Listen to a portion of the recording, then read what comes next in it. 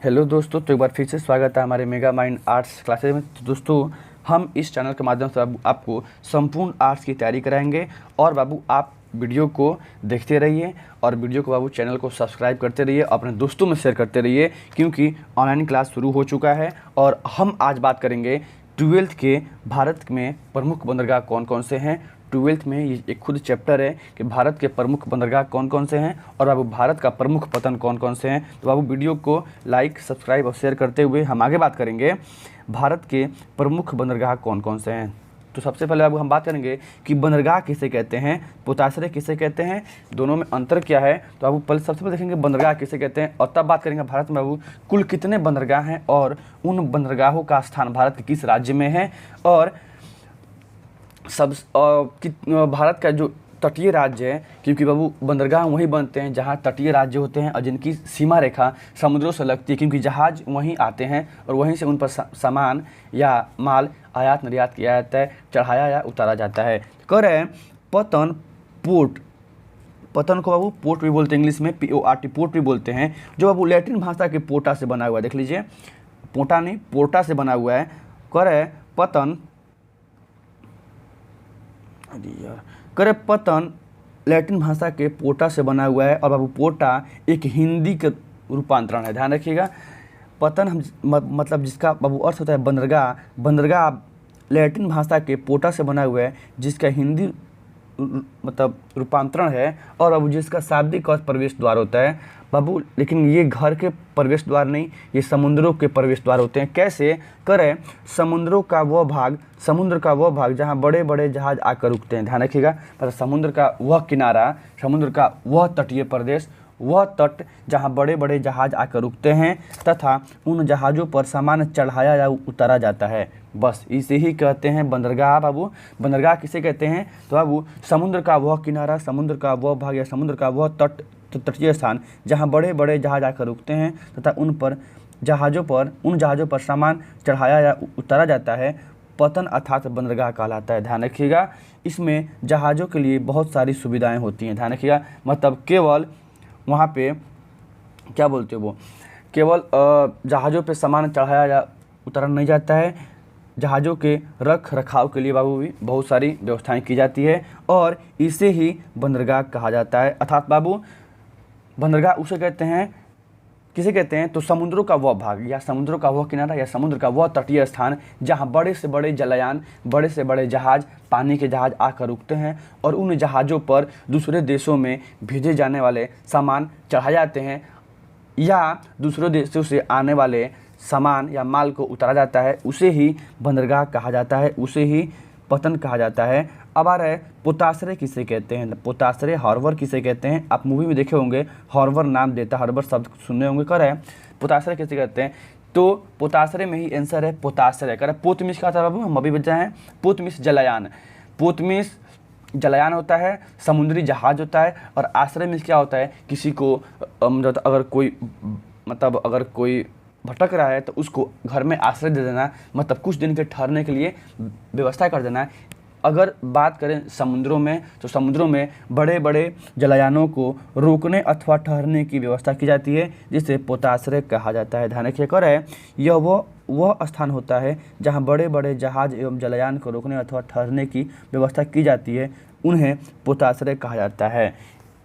ध्यान रखिएगा, बंदरगाह और पोताश्रय में यही अंतर है। बंदरगाह उसे कहते हैं जो समुद्र के वो मुहाने होते हैं जहाँ बाबू बड़े बड़े जहाज आकर रुकते हैं और बाबू उन जहाज़ों पर सामान चढ़ाए या उतारे जाते हैं, उन्हें बंदरगाह कहा जाता है।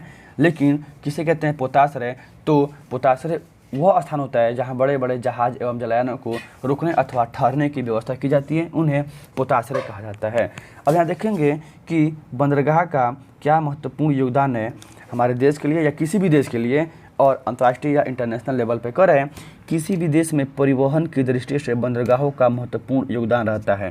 देख लीजिए, कर रहे हैं किसी भी देश में परिवहन की दृष्टि से बंदरगाहों का महत्वपूर्ण योगदान रहता है। और आपको पता होना चाहिए, स्थल परिवहन, जल परिवहन और स्थल, जल और वायु परिवहन में बाबू सबसे सस्ता परिवहन है कौन परिवहन है, रुक जाओ, सबसे सस्ता परिवहन है जल परिवहन, ध्यान रखिएगा। स्थल परिवहन, वायु परिवहन और जल परिवहन में सबसे सस्ता परिवहन है जल परिवहन। और जलों के माध्यम से अंतर्राष्ट्रीय स्तर पर भी, समुद्रों के माध्यम से अंतर्राष्ट्रीय स्तर पर भी, जहाज़ों के माध्यम से अंतर्राष्ट्रीय स्तर पर भी व्यापार होता है। करें किसी भी देश में परिवहन की दृष्टि से बंदरगाहों का एक महत्वपूर्ण योगदान रहता है, क्योंकि इनके द्वारा विदेशी व्यापार को बहुत अधिक बढ़ावा मिलता है। ये रियलिटी है। अगर हमारे देश में किसी वस्तु का, किसी चीज़ का अगर उत्पादन नहीं हो रहा है और वो वस्तुएं अमेरिका में उत्पादित की जा रही है, तो हम बंदरगाहों के माध्यम से उस वस्तु को अपने देश में मंगा लेते हैं। यदि अमेरिका को किसी वस्तु की आवश्यकता है और वो वस्तुएं वहाँ कम पड़ रही हैं, वहाँ उसका उत्पादन नहीं हो रहा है, तो बाबू हम विदेशी व्यापार को बढ़ावा देते हुए अमेरिका से अपना संबंध स्थापित करेंगे और यहाँ से निर्यात करेंगे। ठीक है, लेकिन हमारे पास अगर कोई वस्तु नहीं है तो हम उसका आयात करते हैं। यही अंतर होता है आयात और निर्यात का। वही कह रहा है कि क्योंकि इनके द्वारा विदेशी व्यापार को बढ़ावा मिलता है। किनके द्वारा? बंदरगाहों के द्वारा जो व्यापार किए जाते हैं दो देशों के बीच, उनके द्वारा विदेशी व्यापार को बढ़ावा मिलता है। और अंतर्राष्ट्रीय स्तर पर वस्तुओं का आयात निर्यात इन्हीं बंदरगाहों द्वारा किया जाता है। अंतर्राष्ट्रीय स्तर की बात करें तो दो देशों के बीच, दो या दो से अधिक देशों के बीच जो भी वस्तुओं का आयात, मतलब हम वहाँ से वस्तु मंगाते हैं, या करें निर्यात, अर्थात जो वस्तुएं यहाँ से हम भेजते हैं वो इन्हीं बंदरगाहों के द्वारा किया जाता है। ध्यान रखिएगा, यही अंतर होता है पोताश्रय और बंदरगाह में। और बंदरगाह का क्या महत्वपूर्ण मतलब योगदान होता है किसी भी देश के लिए, वो आप इस टॉपिक को पढ़ सकते हैं। अलग करें, बंदरगाह समुद्र से किसी भी देश के स्थल का प्रवेश द्वार होता है। करें, बंदरगाह किसी भी देश के स्थल का प्रवेश द्वार होता है, अतः इसे देश का प्रवेश द्वार कहा जाता है। जैसे भारत का प्रवेश द्वार मुंबई को कहा जाता है, जो समुद्र के किनारे स्थित है, क्योंकि अफ्रीका, अमेरिका एवं पश्चिमी देशों से लगभग सारे जलायान इसी तट से होकर गुजरते हैं, इसलिए भारत का प्रवेश द्वार मुंबई को कहा जाता है। दिलकर है, बंदरगाह समुद्र से किसी भी देश के स्थल का, देखिए सुन लीजिए, अगर हमारा किसी देश के साथ स्थलीय व्यापार नहीं हो रहा है, स्थल के माध्यम से, वायु के माध्यम से व्यापार नहीं हो रहा है, तो ये सबसे बड़ा समुद्र का जो मतलब प्रवेश, मतलब जो द्वार होता है, जो दो देशों को आपस में जोड़ता है व्यापार के माध्यम से, वो बंदरगाह के रूप में जाना जाता है। और वो स्थान भारत ही नहीं बल्कि पूरे देशों के लिए, अपने अपने देश के लिए एक प्रवेश द्वार होता है। और वो भारत का प्रवेश द्वार मुंबई को माना जाता है, क्योंकि मुंबई से लगभग सारे व्यापार किए जाते हैं। और मुंबई एक बंदरगाह भी है जहाँ बड़े बड़े जहाज आकर रुकते हैं और उन पर वस्तुएँ उतारी जाती है। ध्यान रखिएगा, अगर आपसे क्वेश्चन पूछ देगा 12th में, भारत का प्रवेश द्वार किसको बोलते हैं, तो अब भारत का प्रवेश द्वार मुंबई को बोलते हैं। अब भारत की वित्तीय राजधानी किसको बोलते हैं, तो अब भारत की वित्तीय राजधानी मुंबई को ही बोला जाता है। ध्यान रखिएगा, भारत की वित्तीय राजधानी मुंबई को बोला जाता है। ये क्वेश्चन भी आपके एग्जाम में बना हुआ है। अब यहाँ बंदरगाह की बात करने से पहले हम बात करेंगे कि भारत की कुल तटीय सीमा रेखा कितनी लंबी है, और बाबू इस भारत की कुल तटीय सीमा रेखा की लंबाई कितनी है, और ये कहाँ से कहाँ तक है। भारत की कुल तटीय रेखा कहाँ से कहाँ तक है, और इनमें कुल कितने बड़े बड़े बंदरगाह हैं और कितने छोटे छोटे बंदरगाह हैं। देख लीजिए, ये आपका बाबू क्षेत्र है गुजरात, जी से गुजरात, और बाबू गुजरात से लगाकर तमिलनाडु से होते हुए ये अरुणाचल प्रदेश तक का जो भी क्षेत्र है ये कहलाता है बाबू तटीय प्रदेश। ध्यान रखिएगा, ये आपका तटीय प्रदेश है। कौन प्रदेश है? तटीय।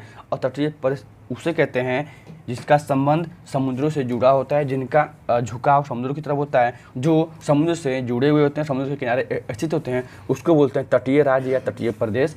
ध्यान रखिएगा, तब आप गुजरात से लगाकर अरुणाचल तक के प्रदेश, अरुणाचल तक कुल सीमा रेखा की लंबाई 7516.6 किलोमीटर है। और यह भारत की तटीय सीमा रेखा है। ये क्वेश्चन पूछा हुआ है कि बाबू भारत की कुल तटीय सीमा रेखा कहाँ से कहाँ तक है, तो आप पहला क्वेश्चन बोल दीजिएगा, भारत की कुल तटीय सीमा रेखा गुजरात से लगाकर अरुणाचल प्रदेश तक है, जिसकी बाबू कुल लंबाई 7516.6 किलोमीटर है। ये 7517 किलोमीटर है।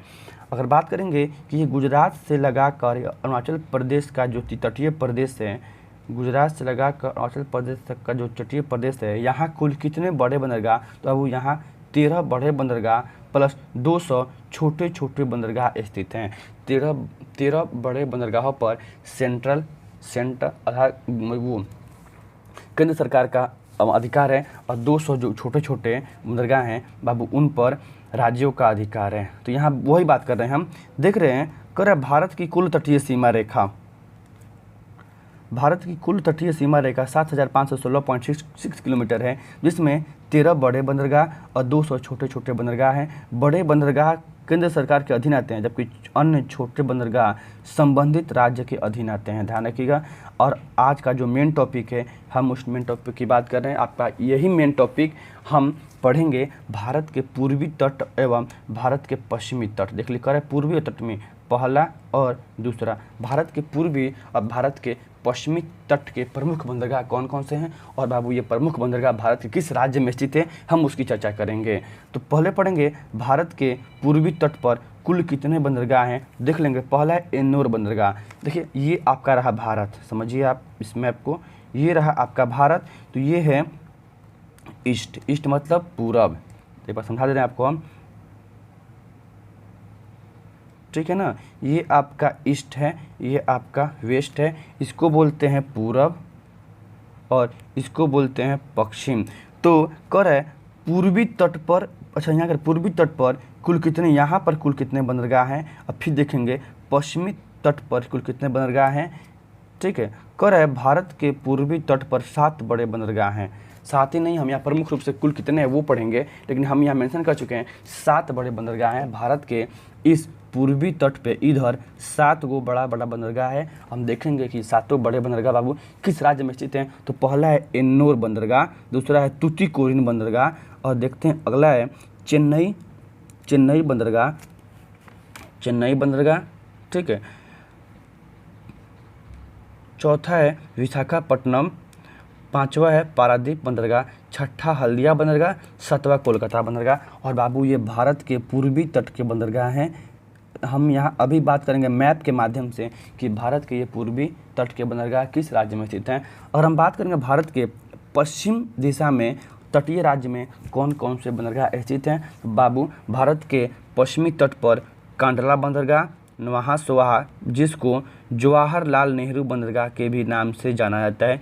ध्यान रखिएगा, ये क्वेश्चन बना हुआ है कि जवाहरलाल नेहरू बंदरगाह, ठीक है, मुंबई का महाराष्ट्र का सबसे बड़ा बंदरगाह और प्राकृतिक नेचुरल पोर्ट प्राकृतिक बंदरगाह कौन है। तो बाबू जवाहरलाल नेहरू बंदरगाह, जिसे नवाहा सोहा भी कहा जाता है, जो बाबू महाराष्ट्र में स्थित है। चौथा है न्यू मंगलौर, तीसरा है मर्मागोवा, चौथा न्यू मंगलौर, 5वां कोच्चि, 6ठा मुंबई। और ये बाबू भारत के पश्चिमी तट, भारत के इस यहाँ पर इस पश्चिमी दिशा में स्थित प्रमुख रूप से बंदरगाह हैं, ध्यान रखिएगा। अगला मैप देखते हैं, तो मैप में पहले बात करेंगे कि कौन कौन से बंदरगाह किस किस राज्य में स्थित हैं। हम इस मैप को देखते हैं। तो सबसे पहले बात करेंगे कि यहाँ से गुजरात से लगाकर अरुणाचल प्रदेश, और आपको पता होना चाहिए बाबू गुजरात की राजधानी गांधीनगर है और अरुणाचल प्रदेश की राजधानी ईटानगर है, ध्यान रखिएगा। और अरुणाचल प्रदेश में सबसे पहले सूर्य उगता है, मतलब उगते हुए सूर्य का राज, भारत का उगते हुए सूर्य का राज बाबू अरुणाचल प्रदेश को कहा जाता है, ध्यान रखिएगा। जो एक खुद 7 सिस्टर है, ठीक है। 7 सिस्टर क्या होता है, हम इसकी बात पॉलिटिकल साइंस में करेंगे। अब यहाँ बात करेंगे गुजरात में कौन कौन से बंदरगाह हैं, तब पढ़ेंगे महाराष्ट्र में कौन कौन से बंदरगाह हैं, तब पढ़ेंगे गोवा में कौन कौन से बंदरगाह हैं, तब पढ़ेंगे केरल में कौन कौन से बंदरगाह हैं, तब पढ़ेंगे तमिलनाडु में कौन कौन से बंदरगाह हैं, तब पढ़ेंगे आंध्र प्रदेश, उड़ीसा, वेस्ट बंगाल। यहाँ देखेंगे कुल कितने बंदरगाह हैं और अब इन बंदरगाहों का स्थान भारत के किस राज्य में है। तो हम आगे बढ़ते हुए इस मैप की बात करेंगे। हमने इसमें मेंशन कर चुका है कि भारत का, पहले हम बात करेंगे भारत के पश्चिमी तट पर स्थित कुल कितने बंदरगाह हैं, ध्यान रखिएगा। और हम यहाँ देखिए बता चुके हैं भारत के पश्चिमी तट। अब हम देखेंगे कि ये आपका जो पूरा भारत, देख लीजिए, बता दें आपको हम, ये आपका जो पूरा भारत है, इस भारत का ये तट देखिए, गुजरात से लगाकर केरल तक का ये पूरा तट कहलाता है पश्चिमी तट, और यहाँ से लगाकर मतलब अरुणाचल प्रदेश से लगाकर तमिलनाडु तक का ये पूरा तट कहलाता है पूर्वी तट। बाबू हम सबसे पहले बात करेंगे भारत का पश्चिमी तट पर कौन कौन से बंदरगाह हैं और बाबू इन बंदरगाहों का स्थान कहाँ है। तो हमने अभी जस्ट ऊपर पढ़ाया था कि भारत का पश्चिमी तट पर स्थित पहला बंदरगाह है कांडला बंदरगाह। कौन है कांडला बंदरगाह? ये क्वेश्चन पूछा हुआ है, कांडला बंदरगाह किस राज्य में स्थित है? तो बाबू कांडला बंदरगाह गुजरात राज्य में स्थित है। ध्यान रखिएगा, कांडला बंदरगाह गुजरात राज्य में स्थित है। ये क्वेश्चन बना हुआ है कि कांडला बंदरगाह किस राज्य में स्थित है? गुजरात में स्थित है। और आपसे क्वेश्चन यहाँ तक ये भी बना हुआ है कि निम्नलिखित में से पश्चिमी तट पर स्थित कौन सा बंदरगाह नहीं है? निम्नलिखित में से पूर्वी तट पर स्थित कौन सा बंदरगाह नहीं है? आपको ध्यान रखना है कि कौन कौन से ऐसे बंदरगाह हैं जो पश्चिमी तट पर हैं और बाबू कौन कौन से ऐसे बंदरगाह हैं जो पूर्वी तट पे हैं। ध्यान रखिएगा, वैसे हम जब टेस्ट कराएंगे यहाँ पे, हम जब टेस्ट पेपर देंगे तो आपको फिर से समझाएंगे कि कौन कौन सा बंदरगाह पश्चिमी तट पे है और कौन कौन सा बंदरगाह बाबू पूर्वी तट पे है। सबसे पहले बात करेंगे पश्चिमी तट का प्रमुख बंदरगाह। बाबू पश्चिमी तट का प्रमुख बंदरगाह है कांडला बंदरगाह। क्या बोले? कांडला बंदरगाह जो गुजरात राज्य में स्थित है। ये क्वेश्चन बना हुआ है, कांडला बंदरगाह किस राज्य में स्थित है? बाबू कांडला बंदरगाह गुजरात राज्य में स्थित है। अगर गुजरात के बारे में बात करेंगे तो गुजरात की बाबू राजधानी गांधीनगर है और दांडी, ये क्वेश्चन पूछा हिस्ट्री में, दांडी आप सुने, दांडी यात्रा 1930 में शुरू हुआ था। दांडी किस राज्य में? तो बाबू दांडी गुजरात में है। क्वेश्चन ये भी बना हुआ है, भारत का सबसे लंबा तटीय राज्य कौन है? तो भारत का सबसे अधिक तटीय राज्य बाबू गुजरात है। भारत का सबसे अधिक तटीय राज्य कौन है? तो बाबू गुजरात है। लेकिन आपका अभी मेन पर्पज से पढ़ना भारत के प्रमुख बंदरगाह, तो यहाँ पर क्वेश्चन बना हुआ है कांडला किस राज्य में? तो बाबू कांडला गुजरात में है। ये क्वेश्चन बना हुआ है। अगला कर है नवाहा सोहा। देखिए पूरा पढ़िए, ये करें नवाहा सोहा या नीचे लिखा हुआ है जवाहरलाल नेहरू बंदरगाह। थोड़ा सा मतलब गलती से कुछ और लिखा गया है, मतलब दिखाई नहीं दे रहा है वो। ये क्वेश्चन बना हुआ है नवाहा सोहा या पंडित जवाहरलाल नेहरू बंदरगाह किस राज्य में है? तो बाबू महाराष्ट्र राज्य में, और महाराष्ट्र की बाबू राजधानी मुंबई है। और मुंबई एक खुद बंदरगाह है, सुन लीजिए, मुंबई जिसे भारत की वित्तीय राजधानी या भारत का प्रवेश द्वार बोलते हैं। महाराष्ट्र की राजधानी कहाँ है बाबू? मुंबई है, केवल मुंह लिख दे रहे हैं, मुंबई है। और नवाहा सोहा ये जो बंदरगाह है, ये बंदरगाह महाराष्ट्र में स्थित है। और महाराष्ट्र की बाबू राजधानी कहाँ है? तो महाराष्ट्र की राजधानी मतलब मुंबई है। ध्यान रखिएगा, अब मुंबई एक खुद प्राकृतिक बंदरगाह है। क्वेश्चन पूछा हुआ है कि महाराष्ट्र का सबसे बड़ा बंदरगाह, तो महाराष्ट्र का सबसे बड़ा बाबू बंदरगाह पंडित जवाहरलाल नेहरू बंदरगाह के साथ साथ मुंबई भी खुद बंदरगाह है। ध्यान रखिएगा। अगला क्वेश्चन बना हुआ है, अगला बंदरगाह कौन है? तो अगला बंदरगाह है मार्मा गोवा बंदरगाह। देखिए मार्मा गोवा बंदरगाह, क्वेश्चन इस बंदरगाह में दिया हुआ मार्मा गोवा। जब भी गोवा की बात करेगा तो मार्मा गोवा बंदरगाह गोवा राज्य में स्थित है। और बाबू गोवा राज्य की राजधानी पणजी है, ध्यान रखिएगा। और हम अभी जस्ट ऊपर बताए हैं भारत का सबसे अधिक तटीय सीमा रेखा वाला राज्य कौन है? तो वो सबसे अधिक तटीय सीमा वाला राज्य, सबसे अधिक तटीय वाला राज्य कौन है? तो वो गुजरात है। और सबसे कम बाबू तो गोवा है, ध्यान रखिएगा। तो बाबू मार्मा गोवा बंदरगाह कहाँ है? तो गोवा में स्थित है। अगला कर है न्यू मंगलोर बंदरगाह किस राज्य में स्थित है? तो बाबू न्यू मंगलोर बंदरगाह, देखिए तीर दिया हुआ है, कर्नाटक में स्थित है। न्यू मंगलोर बंदरगाह कर्नाटक में है। और बाबू अगर बात करें कर्नाटक की, तो कर्नाटक की राजधानी बेंगलोर है, जिसे भारत का सिलिकॉन सिटी बोलते हैं, ध्यान रखिएगा। और हुगली होगा तो कोलकाता, हुबली कहाँ स्थित है बाबू? तो हुबली कर्नाटक में स्थित है, ध्यान रखिएगा। अगला है कोच्चि बंदरगाह। बस ये क्वेश्चन तो बना हुआ है 110%। कोच्चि बंदरगाह किस राज्य में है? तो बाबू कोच्चि बंदरगाह केरल में स्थित है। और बाबू केरल की राजधानी तिरुवनंतपुरम है। और सबसे ज़्यादा मसाला केरल में ही उगाए जाते हैं और नारियल की खेती केरल में ही की जाती है, ध्यान रखिएगा बाबू। इस तरह से हम यहाँ पढ़ चुके हैं भारत के पश्चिमी तट के, हम क्या बोल रहे हैं हम अभी पढ़ चुके हैं भारत के पश्चिमी तट के प्रमुख बंदरगाह कौन कौन से हैं। देख लीजिए पश्चिमी तट के प्रमुख बंदरगाह कौन कौन से हैं। हमने पहला पढ़ा अभी 1 नंबर पे कांडला, 2 नंबर पे नवाहा सोहा, 3 नंबर पे मार्मा गोवा, 4 नंबर पे न्यू मंगलोर और 5 नंबर पे कोच्चि। ध्यान रखिएगा, ये क्वेश्चन बना हुआ है, आपको ध्यान रखना है कि ये सभी बंदरगाह हम अभी जो पढ़े हैं ये भारत के पश्चिमी तट के बंदरगाह हैं, जिसमें से पहला कांडला, फिर नवाहा सोहा और खुद मुंबई, फिर मार्मा गोवा, फिर न्यू मंगलोर और सबसे नीचे अब क्या लिखा हुआ है? कोच्चि। ये 6 के 6, देखिए पहला, दूसरा, तीसरा, चौथा, ये खुद कोच्चि 5वां और मुंबई भी खुद एक बंदरगाह है। तो ये 6 ऐसे बंदरगाह हैं जो आप भारत के पश्चिमी तट पर स्थित हैं। और आपको ध्यान रख लेना है कि कौन कौन से बंदरगाह पश्चिमी तट पे हैं और कौन कौन से पूर्वी तट पे हैं। और अब बात करेंगे पूर्वी तट के कुल कितने बंदरगाह हैं। तो पूर्वी तट के पहला बंदरगाह है, देख लीजिए, एक मिनट, पूर्वी तट का पहला बंदरगाह है एन्नोर बंदरगाह। देख लीजिए, ये क्वेश्चन पूछा हुआ है एन्नोर पतन या एन्नोर बंदरगाह भारत के किस राज्य में है? तो एन्नोर पतन या एन्नोर बंदरगाह भारत के तमिलनाडु राज्य में है।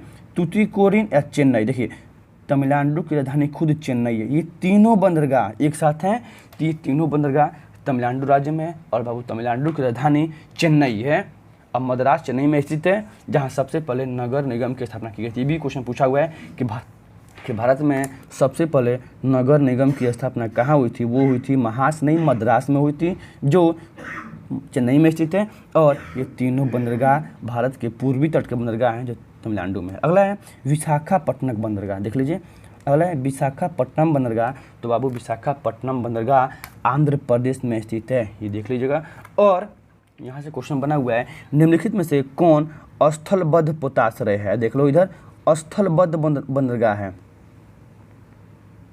स्थलबद्ध मतलब चारों तरफ से जमीनों से घिरा हुआ है और एक पतला संकरा रास्ता बना हुआ है जहाँ से जहाज आकर रुकते हैं इस बंदरगाह पर और उन पर माल या आयात निर्यात की वस्तुएं चढ़ाई या उतारी जाती है। यही है विशाखापट्टनम बंदरगाह, जो भारत का स्थलबद्ध पोताश्रय है, स्थलबद्ध बंदरगाह है, ध्यान रखिएगा। ये क्वेश्चन बना हुआ है 12th एग्जाम में ज्योग्राफी के पेपर में कि भारत का स्थलबद्ध पोताश्रय कौन है? तो वो विशाखापट्टनम है और वो विशाखापट्टनम आंध्र प्रदेश में स्थित है और चेन्नई, तूतीकोरिन, एन्नोर तमिलनाडु में स्थित है। अगला कर है, देख लीजिए पारादीप बंदरगाह। ये तो क्वेश्चन पूछा हुआ है कि पारादीप बंदरगाह किस राज्य में है? तो पारादीप बंदरगाह उड़ीसा में है। ध्यान रखिएगा, जब भी बात करें पारादीप की तो पारादीप उड़ीसा में है और उड़ीसा की बाबू राजधानी भुवनेश्वर है। आगे बात करेंगे तो यहाँ पश्चिम बंगाल के 2 बंदरगाह हैं, पहला कोलकाता, दूसरा हल्दिया। ये दोनों क्वेश्चन बना हुआ है हल्दिया बंदरगाह किस राज्य में है और कोलकाता बंदरगाह किस राज्य में? अब वो हल्दिया बंदरगाह पश्चिम बंगाल में है और कोलकाता बंदरगाह भी पश्चिम बंगाल में है। तो इस तरह से आज का टॉपिक आपका ख़त्म होता है। हमने आज कवर किया भारत के प्रमुख बंदरगाह कौन कौन से हैं। अब यहाँ कुछ बेसिक पढ़ते हैं हम। अभी यहाँ लिखे हुए हैं 4 राज्य और 5 राज्य। देखिए इस बात का क्या अर्थ हुआ, मतलब हम यहाँ ये देख रहे हैं कि भारत के कौन कौन से ऐसे राज्य हैं जिनका संबंध समुद्रों से, जिनकी स्थलीय सीमा रेखा समुद्रों से लगी हुई है, जो समुद्रों से हल्का जुड़ाव किए हुए हैं। तो भारत के पूर्वी तट पर 5, इधर 5 और इधर 4, कुल कितने हो गए? कुल हो गए 9। भारत में 9 तटीय राज्य हैं। भारत में कुल 9 ऐसे राज्य हैं जिनकी सीमा रेखा समुद्रों से लगती है और इन जो यहाँ से गुजरात से शुरू होकर अरुणाचल प्रदेश जाते हैं और इनकी कुल सीमा रेखा 7516.6 किलोमीटर है, अर्थात 7516 किलोमीटर है। और यह प्रस्तुत मेगा माइंड आर्ट्स क्लास किया हुआ है आपके सामने। मेगा माइंड आर्ट्स क्लास ये आज आपको पढ़ा चुका है कि भारत के कुल तटीय राज्य कितने हैं, तो 9 हैं और भारत के कुल प्रमुख बंदरगाह यहाँ 13 हैं। अभी हम काउंट कर भी दे रहे हैं। कांडला, नवाहसुवा, मार्मागोवा, खुद एक मुंबई, न्यूमोलर, कोच्चि, 1 2 3 4 5 6, एन्नोर, तूतीकोरिन, चेन्नई, विशाखापट्टनम, पारादीप, हल्दिया और कोलकाता।